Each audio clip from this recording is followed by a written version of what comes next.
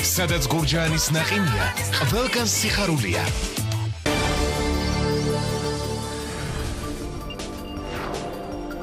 An კონსტიტუციაში ოჯახის ცნების განსასაზღვრად რეფერენდუმს დანიშნავს გიორგი მარგველაშვილი, ან საინიციატივო ჯგუფი, რომელსაც ამ მოთხოვნით 200,000 ხელმოწერა უკვე ხელში უჭირავს საქართველოს პრეზიდენტის იმპიჩმენტის მოთხოვნით და მარგველაშვილის წინააღმდეგ საპროტესტო აქციებს დაიწყებს. ინიციატორები მოითხოვენ 2016 წლის 8 ოქტომბერს საპარლამენტო არჩევნებში ხმის მიცემის პარალელურად დაინიშნოს რეფერენდუმი და ამ მომრჩეველმა უპასუხოს ერთადერთ შეკითხვას, თანახმა ხარ თუ არა რომ სამოქალაქო ქორწინება განისაზღვროს როგორც ოჯახის შექმნის მიზნით კავშირი მამაკაცსა და ქალს შორის იმისთვის, რომ რეფერენდუმი დაინიშნოს, საბოლოო გადაწყვეტილება კონსტიტუციურად უფლებამოსილმა პირმა საქართველოს პრეზიდენტმა უნდა მიიღოს.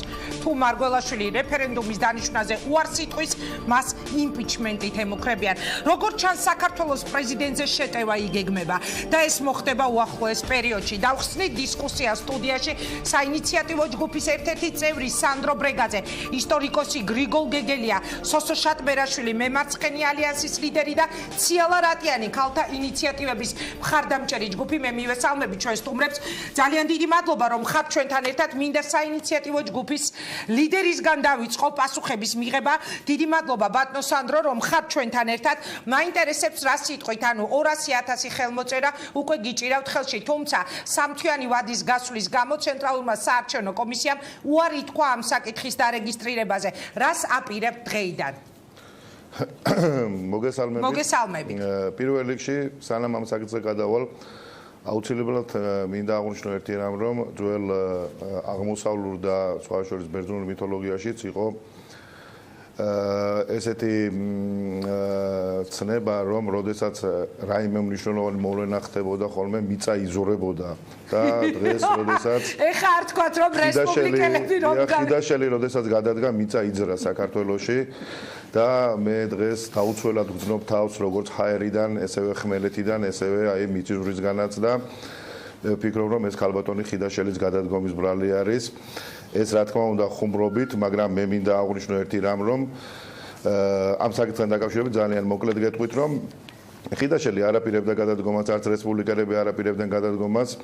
ვარშავის სამიტმა გადაწყვიტა მისი გადაყენება. არა, ხიდაშელი რომ გადადგომას აპირებდა, ეს ჩვენ ვიცოდით, იგი ელოდებოდა ვარშავის სამიტს და თქვა მიქონდა რომ რესპუბლიკელებმა ქალბატონოინგა თავად განაცხადეს. დიახ, ისინი იხვეწებოდნენ ბოლო წუთამდე, რომ ისინი დაეტოვებინათ თანამდებობაზე, მაგრამ ვარშავის სამიტის წინ მან თამასა მაღლა აწია და ვარშავის სამიტიდან ის ჩაფლავებული წამოვიდა და სწორედ მისმა ჩაფლავებამ გამოიწვია ის, რომ ის დღეს არ არის თავდაცვის მინისტრი და მე ულოცავ ქართულ ოცნებას, ულოცავ ხელისუფლებას, რომ ესეთი ტიპის მოღალატეებისგან გათავისუფლდა საქართველოს ხელისუფლება და ხიდაშელს პირადად მე ვეპატიჟები ჩვენს უბანში ის მართალი ახალი გადმოსული არც მანო ჩვენ მეზობლები ვარ ჩვენს უბანში არჩევნებზე და მე მას ვპირდები რომ სამარცხვინოდ დავამარცხებ ამ არჩევნებში საბურთალოზე ბაქრიონის ქუჩაზე ვცხოვრობ ჩვენ თუ ხიდაშელი იყრის იქენჩ მე წელში გადავტეხავ რესპუბლიკურ პარტიას როგორც საქართველოს მოღალატე პოლიტიკურ ძალას და მის ლიდერს დინა ხიდაშელი და ეს მან დაიმახსოვროს ძალიან კარგად იმიტომ რომ მათ დიდი მავნებლობა მოუტანეს სანდრო ამ თემაზე პოლიტიკურ შეფასებებზე ჩვენ კიდევ ბევრჯერ მოგვიწევს ამ სტუდიებში საუბარი მე მინდა დღეს გთხოვოთ პასუხი ჩემს მიერ დასმულ შეკითხვაზე განსაკუთრებით საინტერესოა რატომ პრეზიდენტამდე მიდის ეს თემა ანუ თუ ვერ გაიტანთ საკითხს რეფერენდუმზე როგორც ჩანს გეგმაში გაქვთ დაიწყოთ შეტევა საქართველოს პრეზიდენტზე საქართველოს პრეზიდენტზე შეტევა რა თქმა უნდა ჩვენ თვითმიზანი არ არის თქვენ უბრალოდ არასწორი ინფორმაცია გაქვთ ქალბატონო მოწოდებული რომ თითქოს და ცენტრალურმა საარჩევნო კომისიამ უარი თქვა 200,000 ხელმოწერით ამ საკითხის განხილვაზე ეს რაზეც საქართველოს ცენტრალურმა საარჩევნო კომისიამ უარი განაცხადა ეს გახლდათ ცხონებული აცგარდაცული გიორგი ყორღანაშვილის ინიციატივა რომლითაც ის შევიდა ცენტრალურ საარჩევნო კომისიაში დაახლოებით იგივე საკითხი იყო მაგრამ შემდგომში მისი გარდაცვალების შემდგომ მან უბრალოდ ეს საქმე ბოლომდე ვერ მიიყვანა და ეს საკითხი იქნა გაუქმებული რომელიც ბატონი გიორგი ყორღანაშვილის ინიციატივა იყო რაც შეეხება ჩვენ საკითხს ჩვენი საკითხი კვლავ დღის წესრიგში არის ჩვენ შეგროვებული გვაქვს 200,000 1000-ზე ბევრად მეტი ხელმოწერა, რომლის დამოწმების პროცესიც მიმდინარეობს დღეს, რადგანაც მას სჭირდება ნოტარიულად დამოწმება, გამგეობების მიერ დამოწმება. ამ კვირის ბოლოს 200,000 ხელმოწერა შეტანილი იქნება ცენტრალურ საარჩევნო კომისიაში. ცენტრალურ საარჩევნო კომისია ჩვენ ვიმედოვნებთ, რომ უახლოეს ხანებში მოახდენს აი ამ ყველაფრის იდენტიფიცირებას და ეს ყველაფერი გადაეგზავნება საქართველოს პრეზიდენტს. ხოლო საქართველოს პრეზიდენტთან, როდესაც მივა აღნიშნული ინიციატივა, ჩვენი პროგნოზით ჩვენ გვექნება დაახლოებით 9 მილიონი, შეიძლება მილიონი ხელმოწერა საქართველოს მოსახლეობის მოთხოვნით, რომ დაინიშნოს რეფერენდუმი, რომელიც ერთხელ და სამუდამოდ განსაზღვრავს ქორწინების ცნების დეფინიციას კონსტიტუციაში, რომლის მიხედვითაც განისაზღვრება, რომ ოჯახი არის მამაკაცისა და ქალის ერთობა, რაც თავის თავში გულისხმობს, რომ აიკრძალება საქართველოში პერსპექტივაც კი ერთდაიმოვე სქესის ადამიანთა კანონებისა. მე ბოლომდე მინდა მივიყვანო რეფერენდუმი, ეს გახლავთ ყველაზე ცივილიზებული დემოკრატიული ფორმა, მთელი ევროპა, ცივილიზებული სამყარო დღეს არის კარდინალური საკითხების რეფერენდუმის გადაწყვეტაზე გადასული, რაც დაადასტურა დიდ ბრიტანეთში ჩატარებულმა რეფერენდუმმა. რომ დანიშნოს რეფერენდუმი მარგველაშვილმა. რა თქმა უნდა, საქართველოს პრეზიდენტი წავა საქართველოს მოსახლეობის ნების წინააღმდეგ.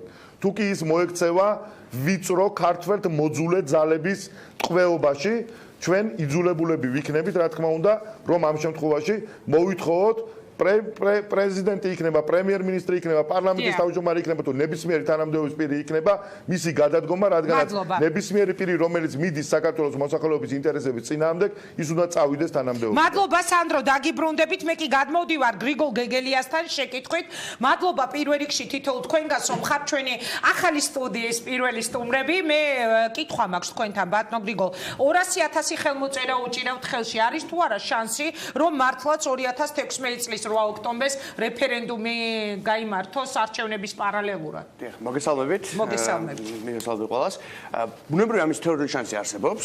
ჩვენ დემოკრატიული რესპუბლიკა ვართ, რის გამოც გვაქვს გარკვეული მექანიზმები, ასე თუ ვიტყვით, მათ შორის ერთ-ერთი არის რეფერენდუმი. თუ კი დადასტურდება, რომ 200,000 ხელმოწერა არის ნამდვილი, თუ კი მათი ავთენტურობა დადასტურდება და თუ შემდეგ საქართველოს პრეზიდენტი, ვინც არის უფლებამოსილი პირი, ამას დანიშნავს, მაშინ რა თქმა უნდა, გაიმართება ეს რეფერენდუმი. ჩემი პოზიცია ამის შესახებ დავაფიქსირე რამდენიმე ეთერში, ყოველთვის მათ შორის თქვენთან, ბოლოს ყოველთვის ვამბობდი და ეხლაც იმასზე ვარ, რომ ეს არის თითიდან გამოწვეული საკითხი, რომელიც შემოტანილია ისეთი პოლიტიკური ელიტების მიერ, რომელთაც სხვა არაფერი არ აქვს თქვენ ხალხისთვის, რის გამოც სამწუხაროდ აი ამ შიშის პოლიტიკით უნდა გაიტანონ თავი.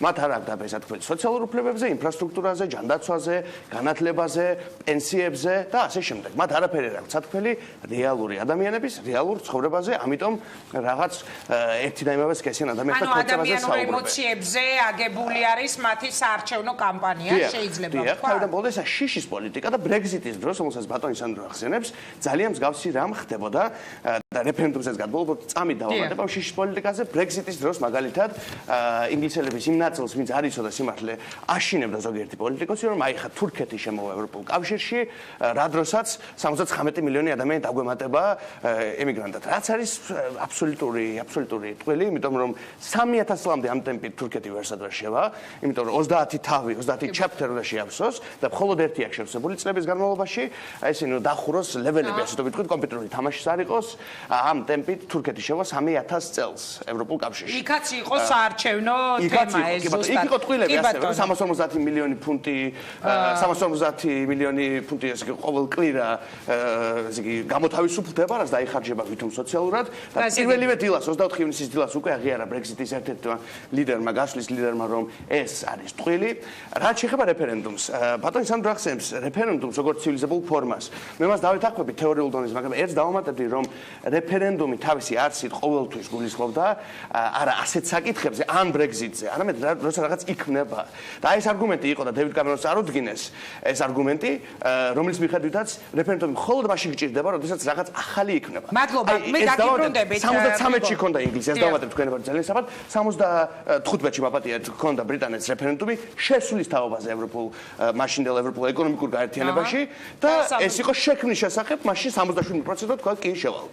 მაგრამ გამოსვლაზე და აი ესეც აკითხებზე რეფერენდუმი არ არის საჭირო და მით უმეტეს, როდესაც სამოქალაქო კოდექსში წერია ძალიან ნათლად, რომ ოჯახი არის ქალისა და კაცის ესე იგი ნებაყოფლობითი ერთობა და როდესაც ეს იმთავითო ყოველთვის არის ცხადი და კონსტიტუციური არგუმენტი მომისურვა, როგორ შეიძლება ამის განმარტება, ჩვენ ხო ისაც ვიცით. გაში ჭირდება ეს არ ჭირდება. დაგიბრუნდებით, მე ბატონ სოსოსთან ვიდრე გადავალ, უბრალოდ სანდროსთან მინდა, ვინაიდან იგი წარმოადგენს კონკრეტულ პოლიტიკურ გუნდს, ის არის თამაზ მეჭიაურის გუნდის წევრი. სანდრო, რას უპასუხებთ? ანუ ხალხისთვის სათქმელი არაფერი გაქვთ და ეს არის ემოციები, ადამიანური ემოციები, რომელზეც აპირებთ ააგოთ საარჩევნო კამპანია და თქვენი პასუხის მერე უკვე სოსო შატბერაშვილი და ციალა შემოგვიერთდებიან. ციალა რადია. გუნდი აქ არაფერ შუაში არ არის. ეს საკითხი მე დავაყენე მაშინ, როდესაც ბატონი მეჭიაური საერთოდ პოლიტიკაში მოსული არ იყო და საინიციატივო ჯგუფში შედის ბატონი სოსო მონჯავიძე, ზვია თომარაძე, მერაბ ჩათერიშვილი, ბატონი გიგაური, რომლებიც არანაირი პოლიტიკური გუნდის წევრები არიან. ეს არის ზეპარტიული საკითხი. რაც შეეხება ბატონი გრიგოლის ფრიად საინტერესო დიდაქტიკურ ლექციებს იმის თაობაზე თუ როგორ უნდა აღვიზარდოთ ჩვენ, მე ამ ლექციების მოსმენას მაგალითად მირჩევნია იგივე რუსოს დიდაქტიკური ნაწარმოები ემილიანო აღზრდის შესახებ წავიკითხო, იქ უფრო კარგად აღვიზრდები ალბათ. რაც შეეხება ბრიტანელი ხალხის არჩევანს, ეს ბრიტანელი ხალხის არჩევანი არის და მე პატივს ვცემ ბრიტანელი ხალხის არჩევანს. რაც შეეხება იმასაც, რომ თითქოს და ჩვენ არაფერი არ გვაქვს სათქმელი, ჩვენ ძალიან ბევრი რამ გვაქვს სათქმელი, მაგრამ ეს საკითხი ჩემთვის და ნებისმიერი იმ ადამიანისთვის, რომელიც აი ამ თემის ირგვლივ იღებს მონაწილეობას. ეს არის ზეპარტიული საკითხი, არანაირად არ უკავშირდება არანაირ არჩევნებს. მე პირდაპირ გეტყვით. როდესაც საუბარია მე ბატონ არა ეს უნდა ახსნა. რა თქმა უნდა ბატონ სოსოს დიდ პატივს ვცემ, მაგრამ ეს უნდა ახსნა. ბატონო გრიგოლ, თქვენ ახლა დიდ პატივს ვცემთ იცით, მაგრამ არაერთხელ აგიხსენით და თუ გინდათ კიდევ ერთხელ გეტყვით, რომ თქვენ საუბრობთ ორგანულ კანონში არის ეს ყველაფერი გაწერილი. გეთანხმებით, არის ორგანულ კანონში გაწერილი, მაგრამ არ არის საქართველოს კონსტიტუციაში გაწერილი. თუ იურიდიული ოდნავი განათლება აქვს ადამიანს, ის კარგად მიხვდება, რომ ორგანული კანონი არის ქვემდებარე კანონი საქართველოს კონსტიტუციისა და როდესაც ორგანული კანონი წინააღმდეგობაში მოდის საქართველოს კონსტიტუციასთან, მაშინ ორგანული კანონი ნებისმიერ მომენტში შეიძლება გაუქმებულ იქნას, რაც თავის თავში გულისხმობს იმას, რომ საქართველოში დაკანონდება ერთ და იმავე სქესის ადამიანთა ქორწინება. თქვენ ლეტალური ფარული მხარდამჭერები ხართ ერთ და იმავე სქესის ადამიანთა ქორწინებას. ეს ვერ ბედავთ ამის თქმას. მე მithქვამს იმიტომ ერთ წუთით მე თქვენ გაცდიდით, ვერ ბედავთ ამის თქმას, იმიტომ თქვენზე არ მაქვს მარტო საუბარი. პოლიტიკოსები ვერ ბედავთ ამის თქმას, საჯაროდ არა ერთი წუთით თუ შეიძლება მე თქვენ გაცდიდით. დაასრულეთ. პოლიტიკოსებს, რომლებიც არიან ერთ და იმავე სქესის ადამიანთა ქორწინების მომხრეები, ეშინიათ, რომ არჩევნებში ხმას ვერ მიიღებენ. ამიტომ ყველანაირი მეთოდით, რაღაცა ინსინუაციებით ამ საკითხის გაბაიბურება. არ მოგცემთ ამის უფლებას.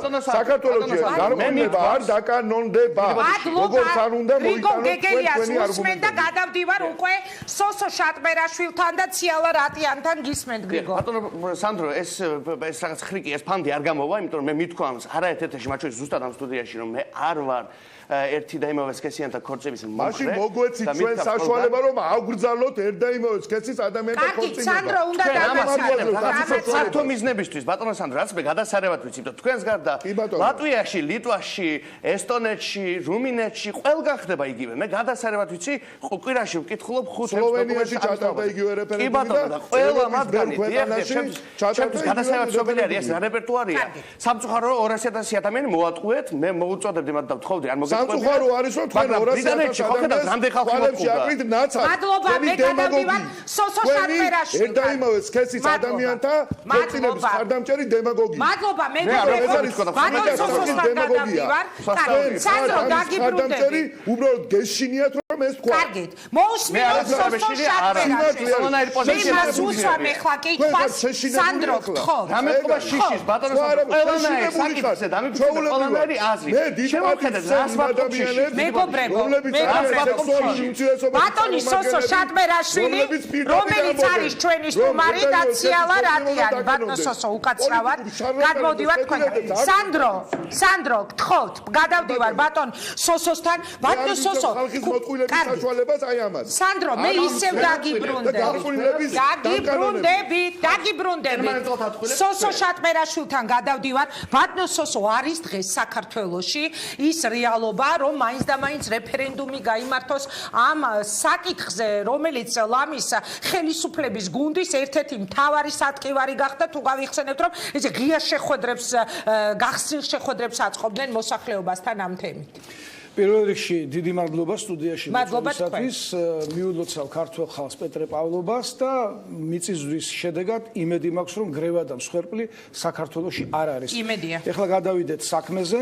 მე მიმაჩნია, რომ ეს თემა ეხლა საქართველოში აქტუალურია, არა იმიტომ, რომ საქართველოს საზოგადოებაშია მომწიფებული ასეთი რამ, რომ ერთსქესიანთა ქორწინება უნდა დარეგისტრირდეს, არამედ იმიტომ, რომ მსოფლიოს მრავალ ქვეყანაში, 20-მდე ქვეყანაში უკვე დაკანონებულია ეს ამბავი. მსოფლიოს ჯანდაცვის ორგანიზაციამ 1990 წლიდან ამოიღო დაავადებათა სიიდან ერთსქესიანთა ურთიერთობა როგორც ასეთი და მსოფლიო ფსიქიატრთა ასოციაციიდან ამოიღო ასევე იმ ჩამონათვალში, რომელიც ფსიქიკურ დაავადებას მის კვალიფიკაციას აძლევს. ქვეყანაში დგას ესე საკითხი, რომ არჩევნების წინ 3 თვით ადრე ჩვენ სასიცოცხლოდ მიგვაჩნდეს მნიშვნელოვნად, რომ რეფერენდუმი გაიმართოს. აი მივდივარ მანდამდე ზუსტად. სწორედ აი ამან განაპირობა ამ რეფერენდუმის ჩატარების აუცილებლობა და მე მინდა მადლობა გადაუხადო საინიციატივო ჯგუფს, რომ აი ეს რეფერენდუმი, სარეფერენდუმო საკითხი რეგისტრირდება CSKO-ში და პრეზიდენტი მე დარწმუნებული ვარ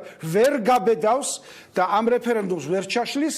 დიდი მადლობა ამისათვის და სხვათა შორის ამ რეფერენდუმის მომზადებაში ჩვენ ვზღებულობთ მონაწილეობას. მე პარტიას გულისხმობ, მემარცხენე ალიანსი, ჩვენს გარკვეული ხელმოწერები შევაგროვეთ. ამის გამო ბატონმა ზვია ტომარაძემ ოფიციალურად მადლობაც კი გადაგვიხადა და მე მინდა მოგახსენოთ, როგორი სიამოვნებით აწერს ჩვენი მოქალაქეები ხელს აი ამ მოთხოვნას, როგორი ისეთი ჯერთი გაკვირვებული და მე სასიამოვნო სახით. ეს არავითარ შემთხვევაში არ შეიძლება საქართველოში დაკანონდეს და ამის რეალური საშიშროება არსებობს. თუ მოусმენთ ნაციონალური მოძრაობის დეპუტატებს და სხვათა შორის თამარ კორძაიას, რესპუბლიკურ დეპუტატებს, ისინი პირდაპირ პასუხისგან თავს არიდებენ და ამბობენ, რომ რა საჭიროა ეხლა ამაზე რეფერენდუმის ჩატარება, რა საჭიროა კენჭისყრა პარლამენტში, როდესაც ამდენი საქმე გვაქვს. კი ბატონო, ბევრი საქმე გვაქვს, მაგრამ თუ კი შენ პრეზერვატივების საკითხებზე ვსჯელობ პარლამენტში, არ უნდა იმსჯელო ასეთ აქტუალურ. პრეზიდენტმა მაისში განაცხადა, რომ ქართული ოცნების მიერ ინიცირებული საკონსტიტუციო კანონპროექტი, რომელიც ქორწინებას ქალის და მამაკაცის ერთობად განსაზღვრავს, არ არის თემა საქართველოში და ეს საკითხი ქვეყანაში არსებული რეალური პრობლემებიდან საზოგადოების ყურადღების გადატანას ისახავს მიზნად. მე მინდა ქალთა ინიციატივების მხარდამჭერი ჯგუფის ბატონმა პრეზიდენტმა, ბატონი პრეზიდენტს თავისი აზრი აქვს და 200,000 კი, მაგრამ პრეზიდენტმა უნდა დანიშნოს. გასაგებია, მაგრამ როდესაც მას წინ დაუდებენ 200,000 ხელმოწერას, როგორ პრეზიდენტი იგნორირებს? თუ არ დანიშნავს? ვერ გაბედავს. მე დარწმუნებული ვარ, ვერ გაბედავს პრეზიდენტი. მოდი, ციალას არ არის ის პრეზიდენტი, რომ გაბედოს ესეთი რამე. შეიძლება სააკაშვილს გაებედა, შეიძლება შევარდნაძეს გაებედა, მარგველაშვილი ვერ გაბედავს. ციალა, მოდით მე გადმოვალ თქვენთან.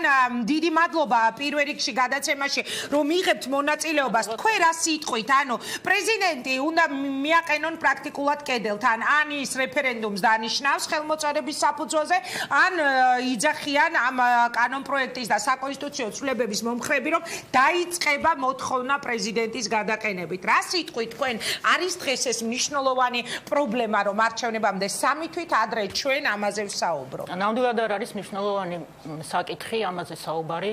ზოგადად აღნიშნა, რომ ნამდვილად სამოქალაქო კანონმდებლობა არეგულირებს ქორწინების საკითხს და ეს არის ქალისა და მამაკაცის კავშირი ოჯახის შექმნის მიზნით. ამ ნორმის კონსტიტუციურ დონეზე აყვანა მიმაჩნია აბსოლუტურად გაუმართლებლად, ვინაიდან კონსტიტუცია არის ძირითადი დოკუმენტი და მასში ყველა სფერო და ყველა საკითხი ნამდვილად ვერ იქნება დარეგულირებული.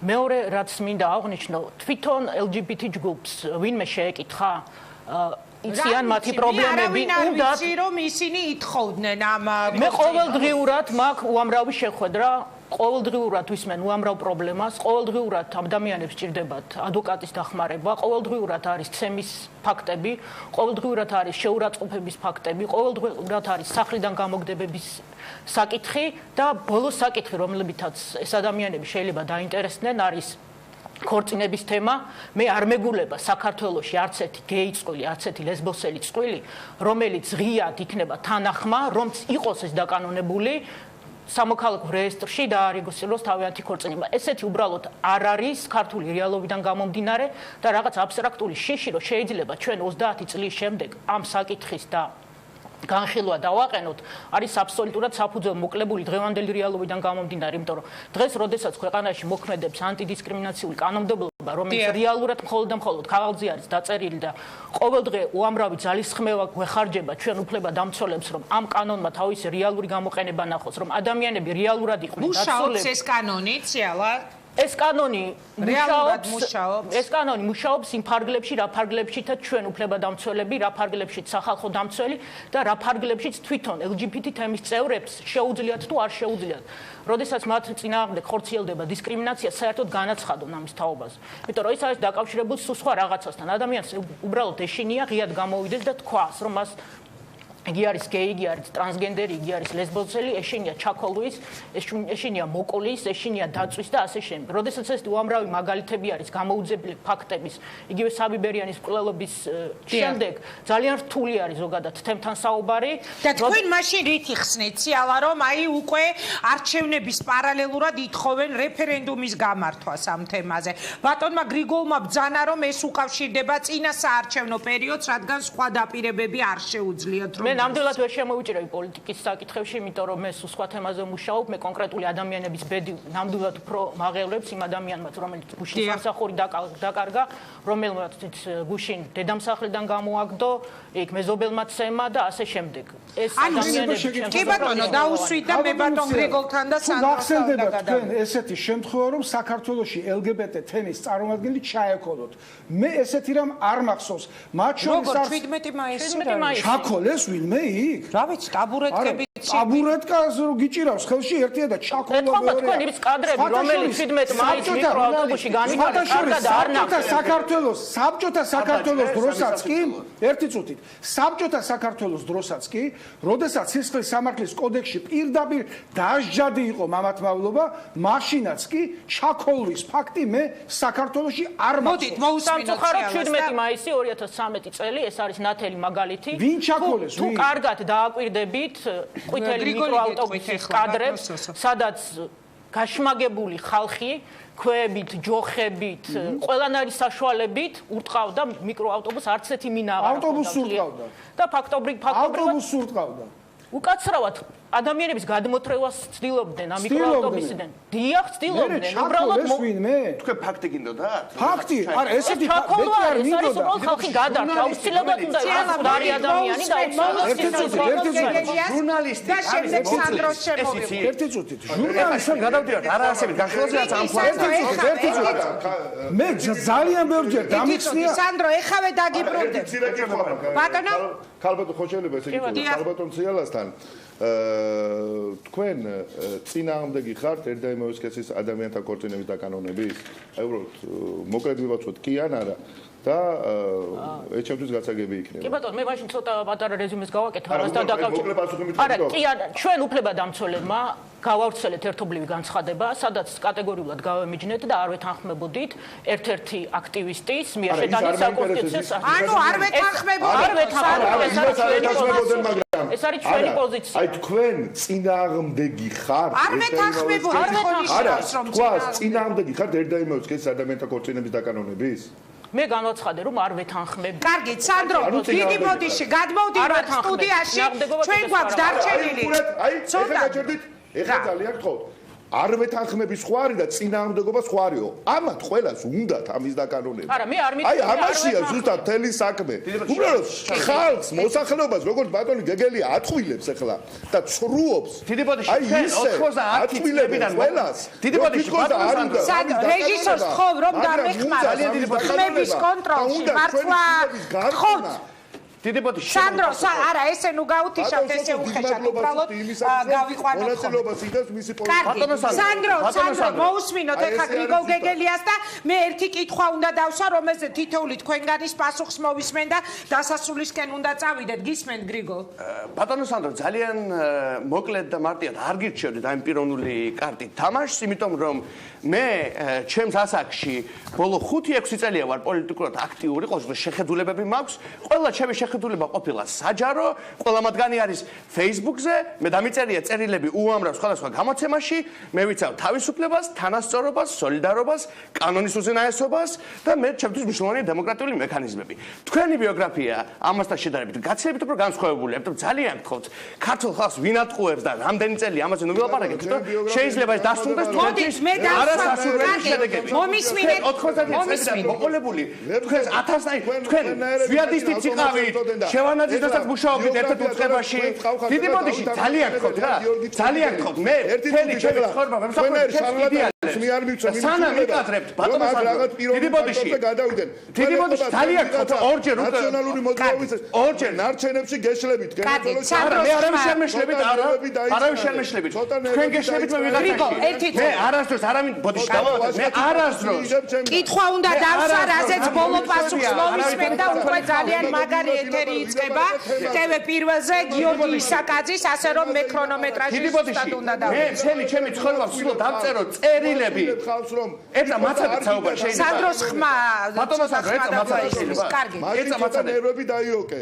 მე ნერვები დაუკებული ვარ აბსოლუტურად დიდი ბოდიში. პიროვნულზე ნუ გადმოხვალ თორე მე. პიროვნულზე აქ თქვენ გადახვედით, აი კიდევ ეს ხო დაიწყე ნერვები თორე აქ პოლიტიკოსებმა თავდება ხოლმე. ბატონო სანდრო, პიროვნულზე მე გადადიან და მე არ გირჩევთ ჩემთან ურთიერთობას. ბატონო სანდრო, მე არ მესმის. მე გავხილებ კატეგორიულად ან ისა რა სააკაშვილი ან შენ ან დანარჩენები ჩვენ რაღაც საქმე უკაცრავად რა უაზროდ ხარჯავთ ამ კამათში დროს ერთი კითხვა მე ყოველთვის ვსწრებ რომ დემოკრატიული განშა იყოს ინფორმირება მადლობა უკაცრავად ერთი კითხვა უნდა დავსვა რაზეც მინდა მივიღო თითოეული თქვენგანის პასუხი ეს არის პოლიტიკური გადაცემა და სწორედ პოლიტიკური იქნება ჩემი შეკითხვა სანდრო რას აპირებს საინიციატივო ჯგუფი იმ შემთხვევაში თუ საქართველოს პრეზიდენტი უარს იტყვის რეფერენდუმზე და რას აპირებთ ასევე ცენტრალურ საარჩევნო კომისიაში ეს არის ბოლო კითხვა შემდეგ ციალასთან გადავალ გრიგოლ გეგელია და სოსო შატბერაშვილი და პირველ რიგში მინდა დიდი პატივისცემა დაუდასტურო თითოეულ ჩვენ სტუმარს და ტელემაყურებელს ეს მინდა ცალსახად იქნას აღნიშნული ეს არის საკითხი რომელიც ჩემთვის არის უდიდესი მნიშვნელობის საკითხი რადგანაც მე სწორედ